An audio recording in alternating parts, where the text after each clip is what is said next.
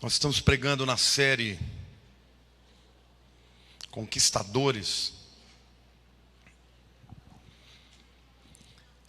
O título da mensagem de hoje é O Poder da Corda Vermelha. Como é que chama a mensagem? O Poder da Corda Vermelha. Diferente o nome, né?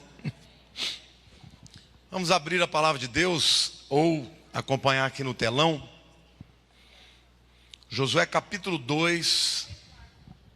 De Sitim enviou Josué, filho de Num, 2 homens, secretamente como espias, dizendo: andai e observai a terra e Jericó. Foram, pois, e entraram na casa de uma mulher prostituta, cujo nome era Raabe, e pousaram ali. Então se deu notícia ao rei de Jericó, dizendo: eis que esta noite vieram aqui uns homens dos filhos de Israel para espiar a terra. Mandou, pois, o rei de Jericó dizer a Raabe: faze sair os homens que vieram a ti e entraram na tua casa, porque vieram espiar toda a terra. A mulher, porém, havia tomado e escondido os 2 homens, e disse: é verdade que os 2 homens vieram a mim, porém eu não sabia de onde eram. Havendo-se de fechar a porta, sendo já escuro, eles saíram. Não sei para onde foram. Ide após eles depressa, porque os alcançareis. Ela, porém, os fizera subir ao eirado e os escondera entre as canas de linho que havia disposto em ordem no eirado. Foram-se aqueles homens após os espias pelo caminho que dá aos vales do Jordão.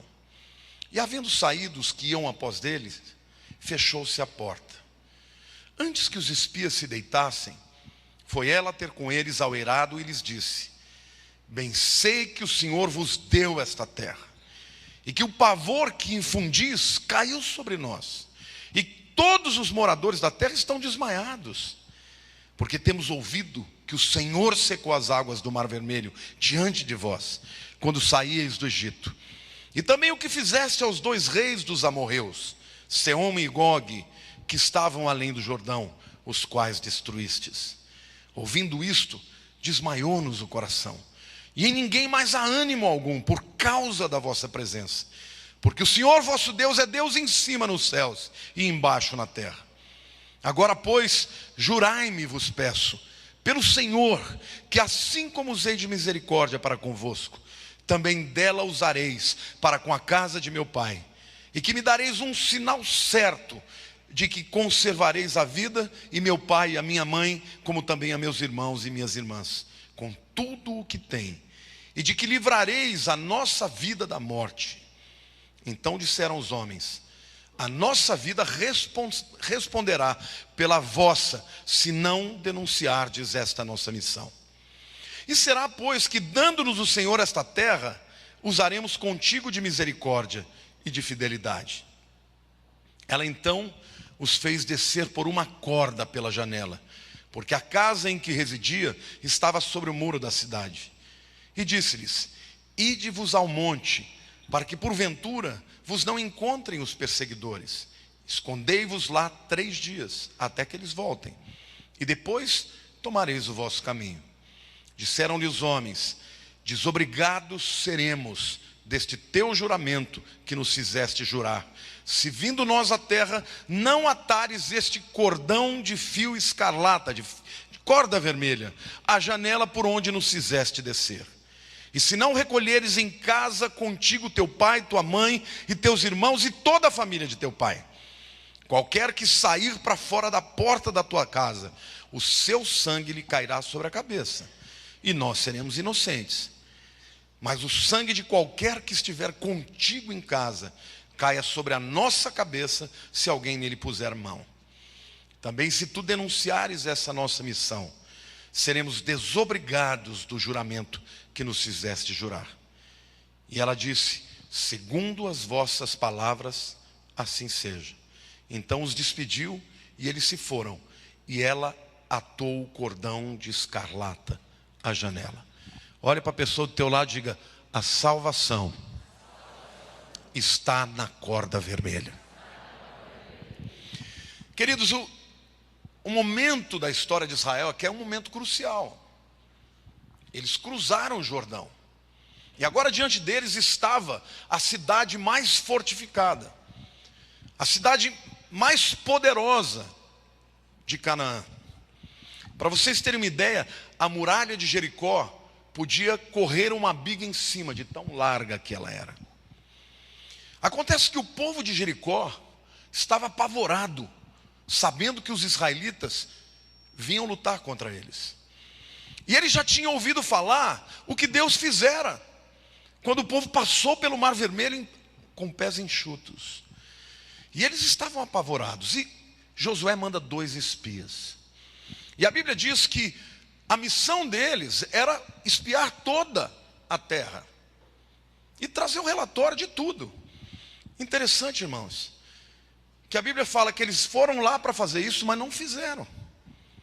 Porque a única coisa que eles fizeram foi entrar numa casa de uma prostituta. E logo que eles lá entraram, o rei soube que 2 israelitas estavam lá e mandou os seus soldados. Quando eles lá chegaram, arguíram a mulher: escuta, cadê os camaradas que vieram aqui? Não, eles já foram embora, não sabia que eles eram israelitas. Corre atrás deles que vocês ainda vão alcançá-los. E eles foram atrás. Acontece que ela estava escondendo os espias no eirado, no alpendre, literalmente na parte de cima da casa. E aí, quando foram embora os homens, ela chegou para eles e disse assim: olha, eu usei de misericórdia com vocês. Eu sei que o seu Deus é Deus em cima no céu e Deus na terra. Nós estamos apavorados. Vocês vão nos vencer, vocês vão nos derrotar. Mas eu te peço, quando vocês vierem, salva a minha vida e dos meus. Querido, é tão tremendo. No propósito de Deus para os espias não tinha nada a ver, porque não tinha estratégia nenhuma. Jericó ia cair, não é porque eles iam trazer as estratégias de como o povo era ou não era. Deus nem permitiu que eles espiassem alguma coisa. Deus simplesmente mandou eles para a casa da prostituta que Deus queria resgatar. E eles entraram lá e ficaram lá e foram embora. E o único relato que eles trouxeram para Josué é: olha, não deu para ver a terra, mas de uma coisa eu sei, o povo está apavorado. Ali haveria um confronto de reinos: o reino de Deus e o reino das trevas. O reino daqueles que adoravam a Yahvé, o Deus de Israel, e os idólatras, que adoravam os ídolos mortos, que não têm vida. Ali haveria uma guerra de ideologias. Ali haveria uma guerra de estilos de vida.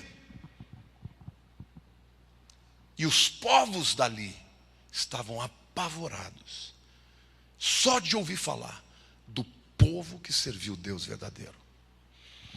Hoje, nós não temos que lutar contra ninguém, nós não vamos ter que pegar em arma.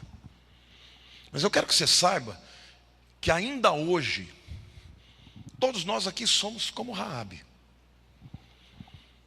Porque nós habitamos num mundo que afronta Deus, que crê nos ídolos e não crê na verdade de Deus, que vive num estilo de vida das trevas, um povo que resiste à palavra de Deus.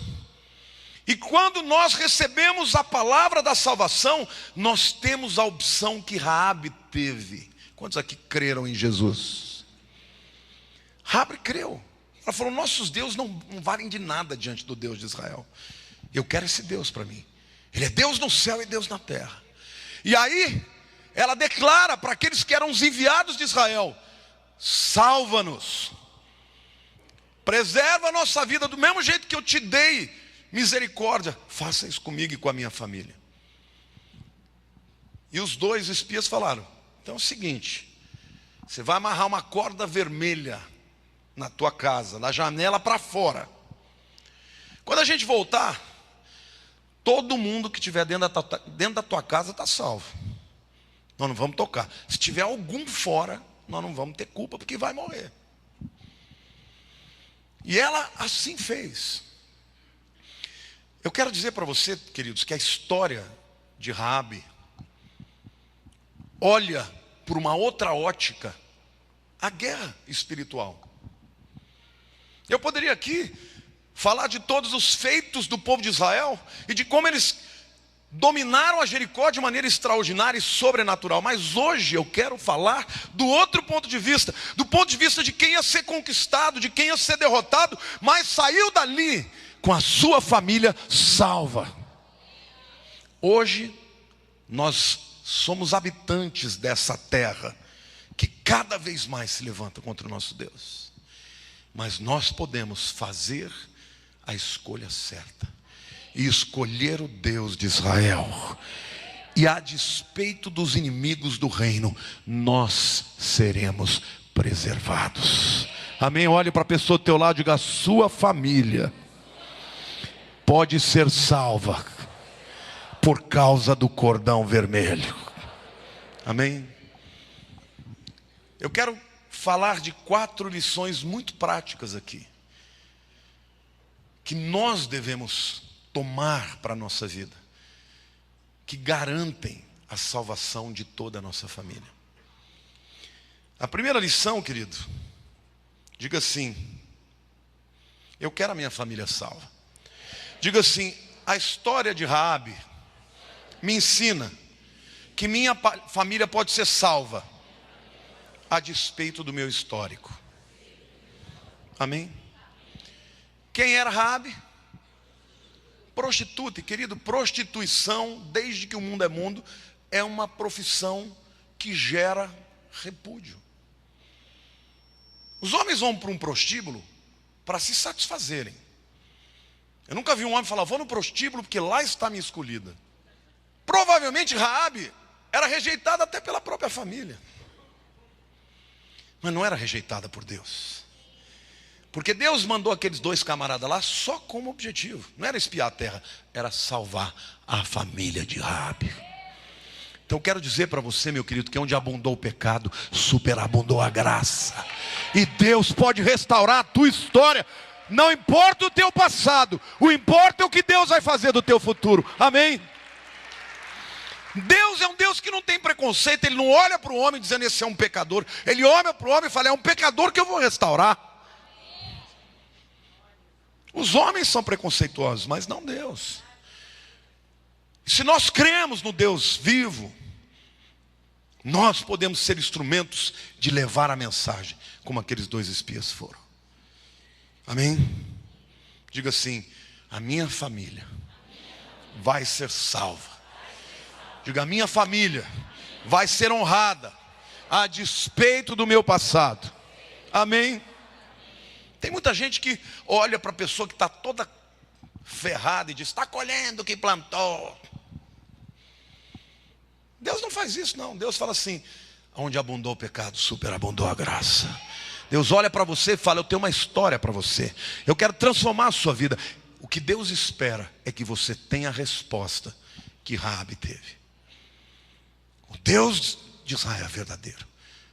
Nosso povo vai ser derrotado, não tem jeito da gente ganhar, então eu quero fazer parte desse reino. Ela simplesmente escolheu negar a sua sociedade, negar os seus modus operandi, os modus viventes, o seu estilo de vida, e se tornou parte do povo de Israel. Hoje, quando você olha para o mundo olha para nós como inimigos. Você falar da palavra de Deus, você falar da ética cristã, você falar da Bíblia, você vira inimigo. Mas queridos, nós estamos numa guerra de reinos. Que Deus você deseja servir? A que povo você quer pertencer? Quantos aqui querem fazer parte do povo de Deus? Diga: eu sou parte do povo de Deus. Amém? Satanás é o acusador, mas Jesus é o advogado. Quando Deus se revelou a Moisés, ele mandou fazer a Arca da Aliança. E a Arca da Aliança era um utensílio muito precioso, no qual a glória de Deus se manifestava. A chamada Shekinah, a glória de Deus. No tabernáculo no deserto, durante a noite, o povo viu uma coluna de fogo. E durante o dia, nuvem. A Shekinah de Deus. Na arca, queridos, Deus mandou colocar 3 objetos muito importantes. O primeiro eram as tábuas da lei que Moisés quebrou. Vocês se lembram qual que é o primeiro mandamento dos 10 mandamentos? Não terás outros deuses diante de mim. Não farás para ti imagem de escultura. Meu querido, se você é aquele que anda com um santinho no bolso, rasgue. Se você é aquele que tem imagem e se dobra perante isso, quebre. Porque Deus não aceita que a sua glória seja retratada por homens pecadores que constroem um objeto para ser adorado. E Deus mandou botar as 2 tábuas, porque Moisés chegou, quando ele desceu do Monte Sinai, quem ele encontra?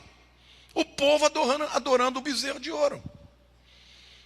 Porque no Egito, o touro era um deus.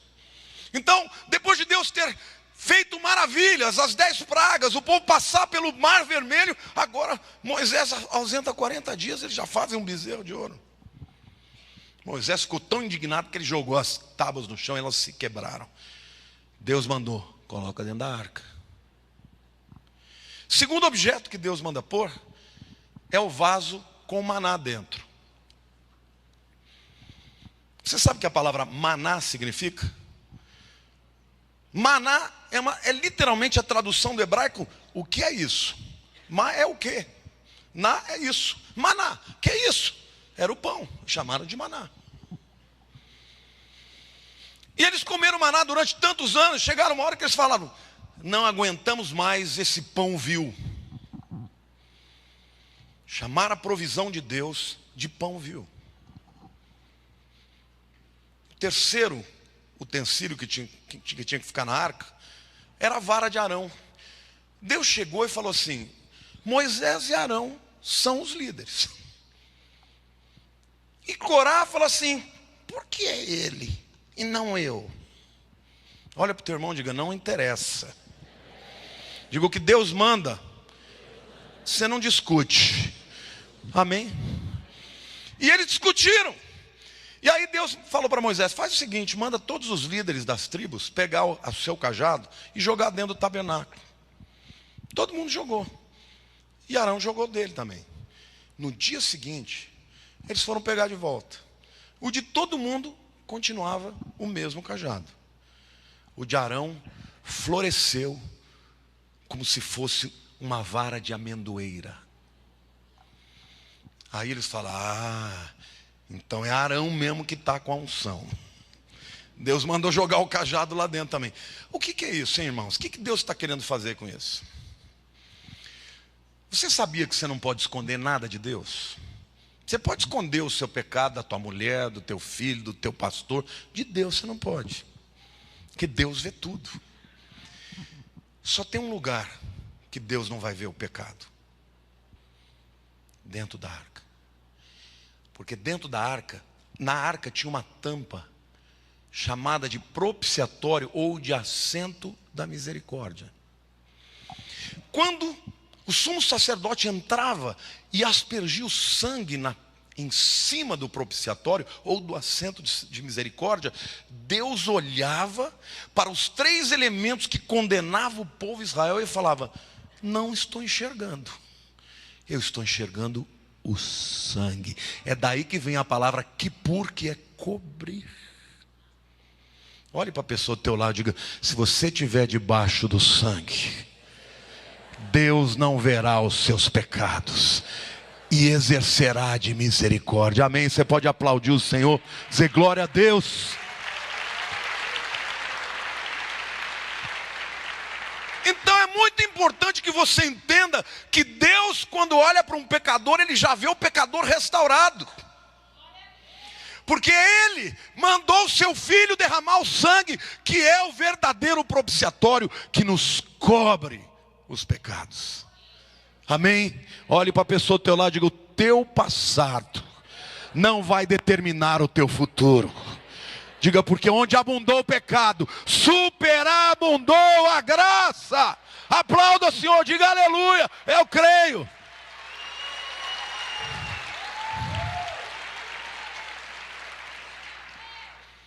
Aliás, Deus ama pegar um indivíduo todo torto e fazer dele instrumento da sua glória. Sabe aquele indivíduo torto que você fala, esse não dá jeito? Deus fala, é com esse que eu quero trabalhar. Segunda lição que eu quero compartilhar com vocês, diga assim, para que haja salvação, eu preciso prender a corda escarlate na minha casa. Os espias deixaram bem claro, ó, nós vamos embora, você prende essa corda aí. Porque quando nós voltamos, nós não conhecemos, não vamos saber onde está a sua casa. Ela morava exatamente no muro, né? A parede do muro era a parede da casa dela. Então como é que eles iam saber qual que era a casa dela? Tinha que ter uma corda vermelha. Querido, você quer que a tua família seja salva? Deus está dizendo, prende a corda vermelha. A corda vermelha é Jesus. A corda vermelha fala do sinal de Deus. O que vai garantir a salvação da tua família, meu querido, não pense você, não é a sua inteligência, não é a sua filosofia, não são as suas estratégias. Às vezes o teu filho está te enfrentando, está te rejeitando, está rindo do evangelho. Quando ele ri, você vai para o teu quarto, dobra o joelho e fala, eu estou amarrando a minha corda. Essa corda vai garantir a salvação da minha casa. Não é o diabo que vai determinar. Amém? Aplauda mais, porque essa é a revelação de Deus para a tua vida. Prenda a corda. Mas pastor, o que é prender a corda? Na prática. Deixa eu fazer uma pergunta para você. De quem que é a obrigação de falar de Jesus para os seus filhos? É do pastor? É do professor da escola dominical? Quem é que vai ensinar de Jesus para ele? Diga eu. Diga eu. Diga na minha casa. Eu vou falar a palavra de Deus para os meus filhos. Eu contei nos 3 cultos, né? E quero contar nesse também. Eu só tenho uma filha, maravilhosa. A Érica foi crescendo e quando chegou na época da adolescência, ela vira e mexe começava a querer discutir, né, comigo, filosofia, questionar a nossa fé e tal. E muitas vezes eu entrava numa discussão com ela. Quando o argumento não estava dando para ganhar no argumento, porque ela estava... Eu falava, ó, fica quieta que você não sabe nada. E muitas vezes eu a perdi por causa disso, né? Depois tive que pedir perdão e tudo. Mas eu não abri mão dela, não. Quando chegou na faculdade, aí vem aqueles professorzinho, comunista, marxista, que acha que sabe das coisas, e começa a querer influenciar. A universidade não vai roubar os seus filhos de Jesus. E muitas vezes eu quebrava o pau com ela. A Lília até saía. Às vezes sentava para comer, aquele momento de paz que devia ser, ela já começava a dar as cutucadas. Até que um dia Deus falou comigo, olha, não é assim que você vai ganhar. Você tem que orar pela vida dela. Ore porque isso é uma luta espiritual. E eu comecei a orar com a Lília. E a gente começou a declarar que a nossa filha não ia ser uma mulher de incredulidade, mas ser uma mulher de fé. E Deus foi fiel, porque de uma hora para outra, ela começou a trabalhar na igreja, a servir a Deus, e começou a perceber que de fato só Jesus é a resposta para os nossos anseios mais profundos. Amém? Você pode até estar enfrentando resistência na tua família, mas continue a falar. Declare em voz alta para o diabo ouvir. O meu filho, a minha filha não é tua, não é teu não, é de Jesus. Estou amarrando a corda vermelha, enrola em volta dele, e ele é teu em nome de Jesus. Amém? E ele será de Jesus, porque pode estourar a corda do mundo, mas a do Senhor não vai estourar na tua vida. Amém? E aí, ela chegou nessa fase de namoro, chegou o Ramonzinho. Estou vendo a Márcia lá atrás. Eu adoro o Ramon, você sabe que eu amo aquele meu, é um filho para mim. Mas morri de ciúme, queria matar ele.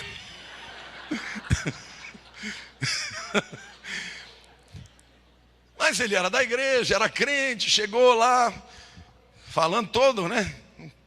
Pavãozão, loirão, de olho azul, mulherada dando em cima. Falei, vou deixar namorar, mas eu tenho que discipular. Vamos fazer discipulado. Aí veio a primeira semana aqui no meu gabinete. Li a Bíblia, preguei para ele olhando. Falei, você vai ler esse texto aqui durante a semana que vem você vai me dizer as suas impressões. Passou uma semana, chegou, eu falei, e aí, o que você achou do texto? Ele não deu tempo de ler. Falei para ele, você vai ler o segundo texto e você vai me dar a impressão dos dois.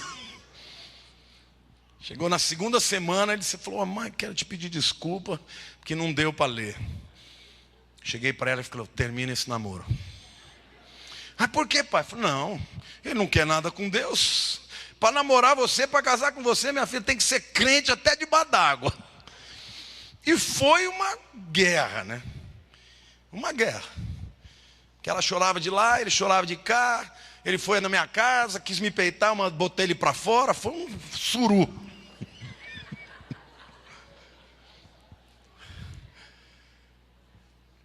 Passaram meses, e eu vendo minha filha chorando, e chorando para lá, eu falava, Deus, será que eu estou sendo duro demais? Um dia no acampamento o Ramon me procura, ele falou, pastor, esqueci de dizer, tudo quanto é culto que eu pregava, fazia apelo, ele vinha em primeiro lugar. Falei, gente, o moleque se converteu mesmo. E naquele dia no acampamento, eu lembro até hoje, foi uma noite de fogueira. Ele me procurou e ele falou bem sério comigo. Ele falou, olha, Deus falou muito comigo, que a Érica era o meu Deus. Que eu achava que eu só seria feliz com ela. Ela era a minha segurança. E Deus falou comigo que isso é idolatria. Então eu quero te dizer, eu ainda amo a sua filha e quero me casar com ela. Mas se você disser que não, eu vou continuar firme com Deus, porque Ele tem alguém para mim. Quando ele falou desse jeito, eu vi que ele estava emocionado, eu falei, agora pode namorar. E o resultado vocês conhecem, se casaram. E hoje eu tenho muito orgulho do Ramon, do homem de Deus que ele é, porque ele é para minha filha o que eu sou para a mãe dela.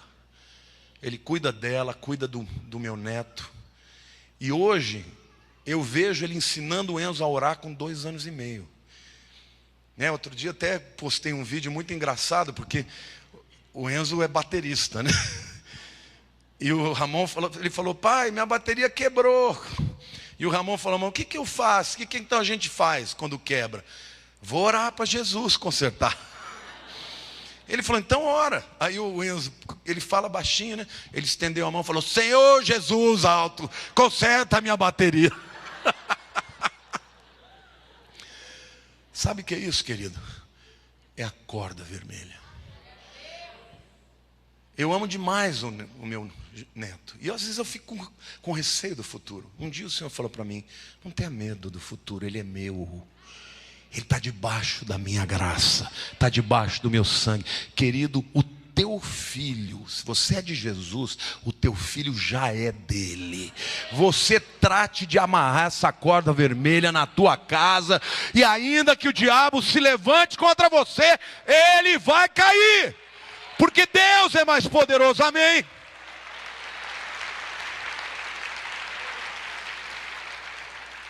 A gente tem que prender a corda vermelha. O que significa isso? Significa partilhar da nossa fé. Deuteronômio capítulo 6, o capítulo mais importante, é o chamado Shema Israel. Shema é ouça Israel. É o texto que vai dentro da mezuzá. Olha o que diz lá. Estas palavras que hoje te ordeno estarão no teu coração. Ele começa dizendo, Shema Israel, Adonai Eloheinu, Adonai Echad. O Senhor nosso Deus é o único Deus. E ele diz, estas palavras estarás no teu coração, tu as inculcarás a teus filhos, e delas falarás assentado em tua casa, e andando pelo caminho, e ao deitar-te e ao levantar-se. Fale de Deus para seus filhos, fale para a sua família. Querido, tem muito pai querendo ser amigo de filho. Teu filho não precisa de um amigo, ele precisa de um pai, de uma mãe. Porque muitos amigos eles vão ter, mas um pai e uma mãe Olhe para a pessoa do teu lado e diga: você tem filho ou filha? Amarra o cordão sobre ele e fale de Deus para ele. É desse jeito que ele vai ser salvo. Querido, você não tem ideia do poder de influência de um pai e de uma mãe. Todo filho chega um momento que ele quer ter uma ruptura com os seus pais. Ele quer pensar do jeito que ele pensa, ele quer decidir a vida dele. Mas e o pai fica desesperado, achando que ele não é mais importante. Ao contrário, o que você pensa vai formar a mentalidade dos seus filhos. Então, ao longo da sua vida, fale de Deus, fale de Cristo. Deixe para Ele a verdade inexorável de que só através do Senhor Jesus nós podemos ser bem-sucedidos. Olha para a pessoa do teu lado e diga assim: o diabo quer tirar tudo de você, mas se você amarrar a corda vermelha na tua casa, ele não vai prevalecer. Amém? É promessa de Deus.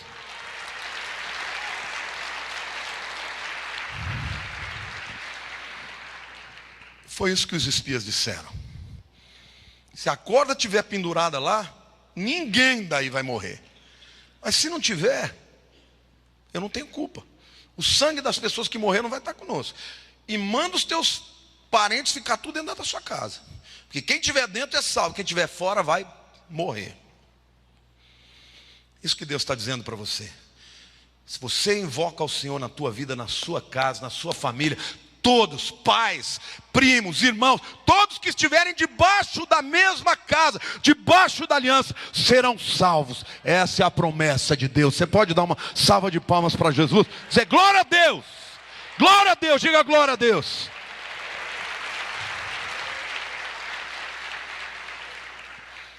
A terceira lição que eu quero trazer para vocês é que a corda vermelha determinou o acesso de salvação daquela casa. Quando os israelitas voltaram, naquela casa, eles usaram a corda. As muralhas caíram, mas eu tenho certeza absoluta que naquela casa a corda permaneceu firme. O que entrou na casa dela, entrou pela corda vermelha. Se você, meu querido, quer preservar a sua família, não dê acesso a qualquer porcaria para os seus filhos. Vocês sabem qual é o pior câncer que hoje está dominando a vida dos jovens? Muita gente vai dizer drogas. Eu creio que tem um pior: internet. Vocês não têm ideia de quantos jovens viciados em pornografia não conseguem ter um relacionamento sexual com a esposa. Por quê? Como é que funciona o sexo? Você sabe como é que funciona fisiologicamente falando? Os hormônios é que geram a excitação. Sim ou não? Excitar é de Deus. Se não tiver excitação, não tem nenê. Mas e o cérebro? O que acontece no cérebro quando o indivíduo está excitado? Dopamina. O mesmo neurotransmissor produzido pela cocaína é produzido pelo sexo. Só que dizem, eu nunca provei cocaína, que a cocaína é 100 vezes mais poderosa que o orgasmo. Dopamina. Dopamina é um hormônio que gera bem-estar. Do mesmo jeito que o sexo, o orgasmo traz prazer, cheirar uma carreirinha de cocaína também traz. O que causa o vício? Quando o cérebro entende que a dopamina está sendo ministrada externamente, ele fala: não vou parar de produzir.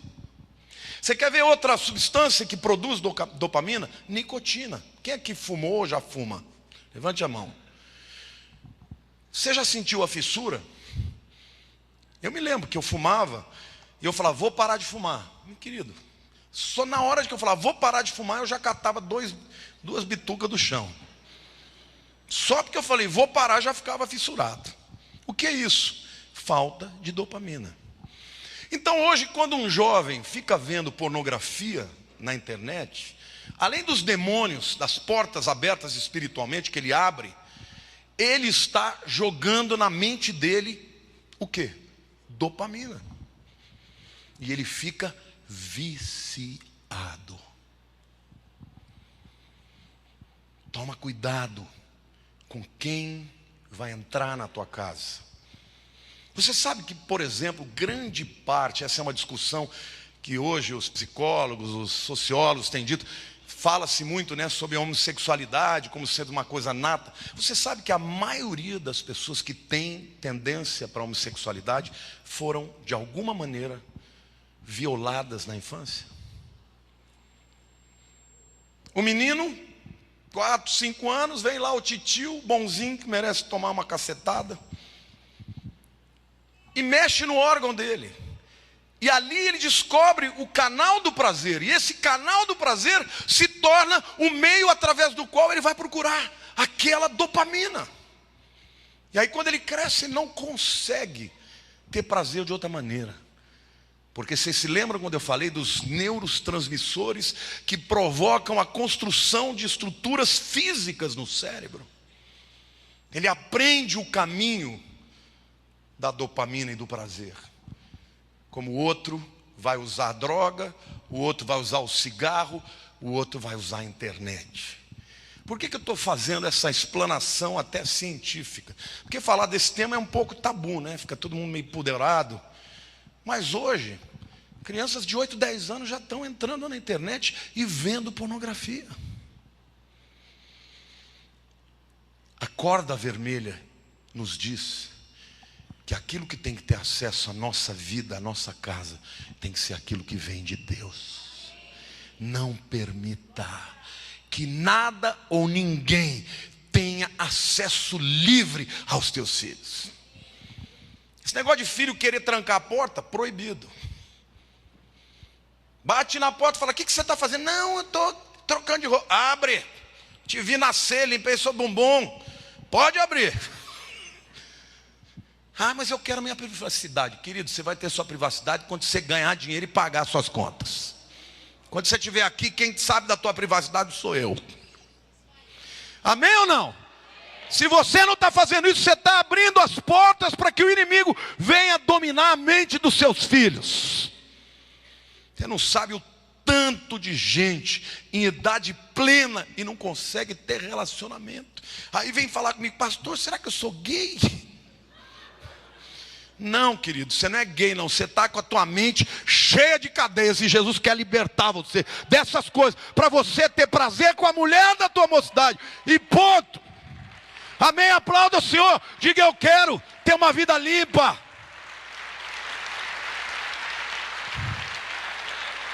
A corda vermelha foi o sinal, o instrumento através do qual entrou a salvação naquela casa.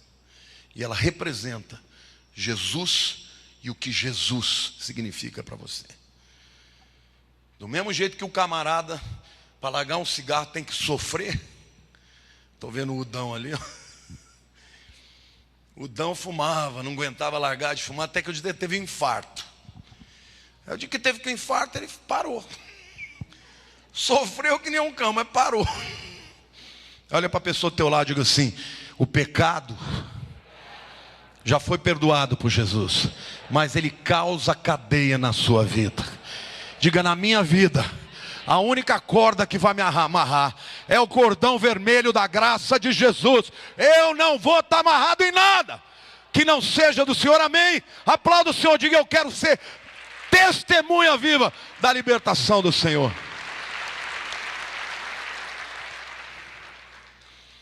A quarta verdade, simples, mas tremenda na nossa vida, é que essa história nos mostra que a corda vermelha provocou uma mudança radical na vida de Rabi. O que o Evangelho faz é isso, meu querido. Ele muda as vidas. E eu não estou aqui de maneira nenhuma para gerar peso, culpa em você, de jeito nenhum. Eu Eu só estou te dizendo que se você está amarrado em alguma coisa, Jesus tem poder para te libertar. Foi isso que aconteceu na vida de Raabe.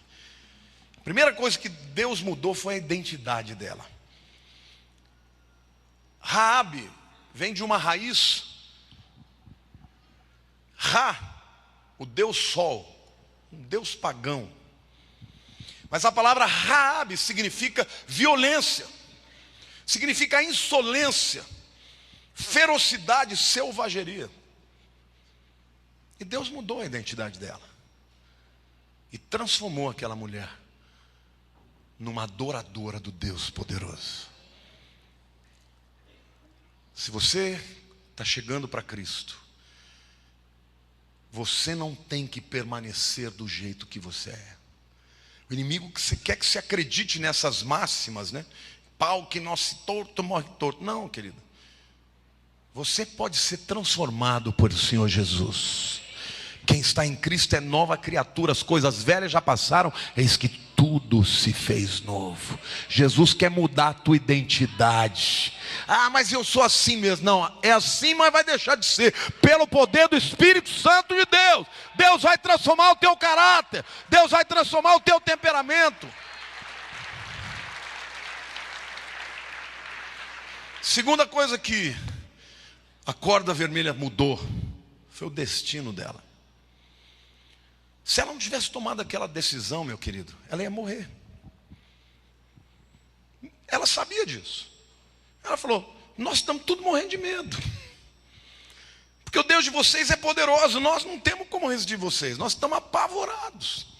Tem muita gente que você chega, fala de Jesus, fala: é mesmo, eu concordo, mas não estou preparado. Ela não, ela falou: eu estou prontinha para mudar de lado. Eu quero mudar. Você me aceita? Eu sou prostituta. Pode vir, pendura a corda aí que nós vamos chegar aqui e você vai ser preservado. Quantos aqui querem deixar Jesus mudar o seu destino? A Bíblia diz que Satanás é o dominador desse século, é o príncipe desse mundo.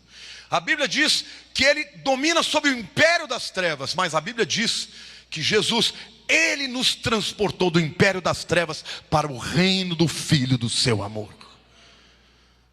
O teu destino foi transformado o dia que você entregou a vida para Jesus. Olha para o irmão do lado e fala: eu não sei você, mas eu vou morar no céu. Diga: já pendurei minha corda e eu vou morar no céu. Sobre a minha casa está a marca da salvação, é o sinal da salvação. Amém? Aplauda o Senhor, diga: eu creio.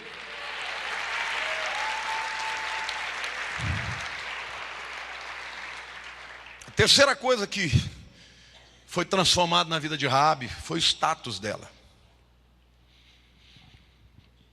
Raabe era prostituta. E os rabinos e o Talmud, que são os escritos que falam da tradição oral, dizem que um daqueles dois homens que subiram lá, dois espias entraram na casa dela, um deles era um príncipe de Judá. O nome dele era Salmão. E ele se apaixonou por Raabe e se casou com ela. Então a mulher de muitos homens passou a ser uma mulher de um homem só. A prostituta se transformou numa mulher honrada. E na genealogia de Jesus, em Mateus capítulo 1, querida, eu não sei se você sabia, mas naquele tempo mulher não valia quase nada. Isso Jesus também transformou, mas naquele tempo a mulher não valia nada. Tanto é que você vê, quando Mateus escreve a genealogia, ele só bota homem. A mulher que carrega na barriga e bota o nome do fulano. Mas 4 mulheres foram citadas. Só 4, na genealogia de Jesus inteira. A primeira delas foi Tamar. Uma jovem que foi violentada pelo próprio meio-irmão. Isso é uma vergonha para uma mulher naquele tempo. A segunda é Raabe, uma prostituta, que se casou com Salmão e teve um bisneto muito famoso, chamado David. A prostituta se tornou a bisavó do rei Davi e a antecessora do rei Jesus. Vocês já imaginaram que seria o destino daquela mulher se ela não fizesse aquela decisão? Se tivesse filhas mulheres, prostitutas. Se tivesse filhos homens, provavelmente desajustados, transviados, revoltados. Porque ninguém gosta de falar, no que tua mãe trabalha? Minha mãe é senhora da vida. E no entanto, o destino dela mudou. Já pensou? Casou-se com um homem honrado, foi a bisavó do rei Davi e a antecessora de Jesus. Sabe por que Deus foi buscar Raabe? Porque Jesus veio para se identificar com os pecadores. E dentre esses tinha Ruth, uma moabita amaldiçoada, Raabe, uma prostituta. Olhe para a pessoa do teu lado e diga assim: o dia que você amarrar a corda vermelha na tua casa, o teu destino será transformado. Amém, queridos? Quantos creem que Deus pode fazer esse milagre na tua casa, na tua família, nas pessoas que você ama? Basta que você fale da salvação.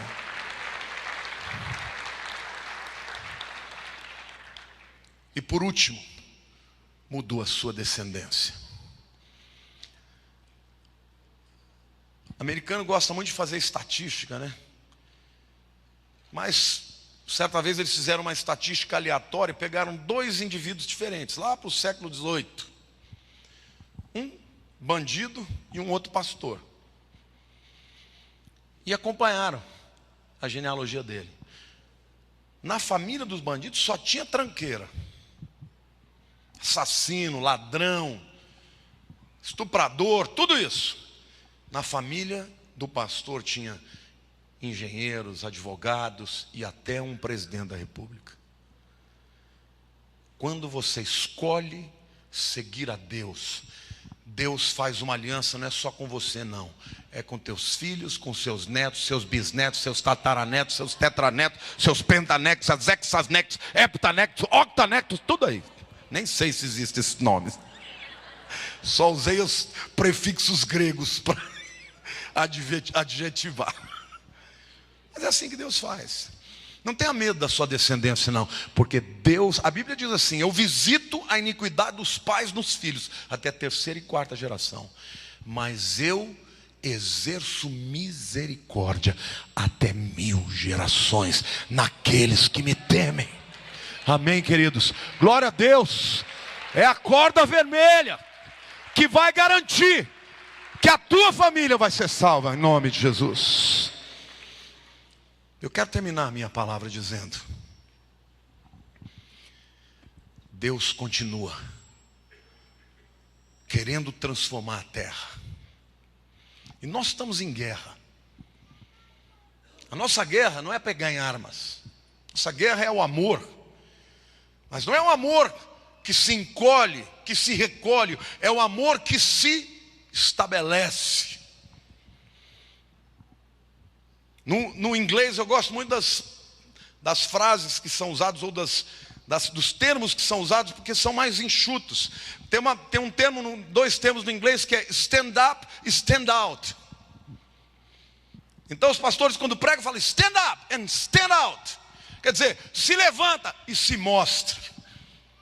Deus te chamou para ser formador de opinião. Deus nos chamou para lutar o bom combate, para acabar a carreira e salvar aqueles que estão perto de nós. Deus vai usar essa igreja, Deus vai usar a sua família, Deus vai transformar a tua igreja. Agora Ele quer que você amarre a corda vermelha na sua casa. Se o diabo estiver roubando os seus filhos, roubando os seus pais, os seus irmãos, entre em guerra com ele. Diga: eu amarro a minha corda vermelha pelos meus familiares. Se você desistir deles, quem vai lutar por eles? Amém? Quantos querem amarrar essa corda vermelha?